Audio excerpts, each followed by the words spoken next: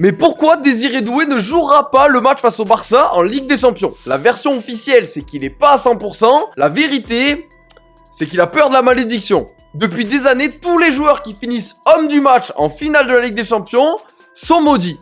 Regardez, en 2019, Van Dijk est MVP de la finale. Un an plus tard, il se fait les croisés. En 2020, c'est Coman qui remporte le petit trophée. Il se fera 11 blessures les 2 saisons qui suivront. 11 blessures. 2021, le MVP s'appelle N'Golo Kanté. 7 blessures en 2 ans. Coupe du monde manquée, 10 mois d'absence au cumulé. En 2022, Thibaut Courtois sort un match de malade mental face à Liverpool. Il remporte la Ligue des Champions. Il est élu homme du match de la finale. Un an plus tard, rupture des ligaments croisés, supplément, rupture du ménisque à son retour.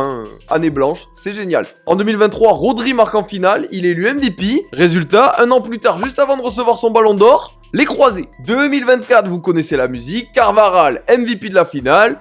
Quelques semaines plus tard, les croisés. Du coup, c'est vrai qu'en analysant la situation, si Désiré Doué n'est pas à 100%, on va pas prendre trop de risques à le faire jouer. Après, vraie question, est-ce qu'un club qui a été maudit pendant une dizaine d'années en Ligue des Champions peut choper une autre malédiction, maintenant qu'ils l'ont brisé?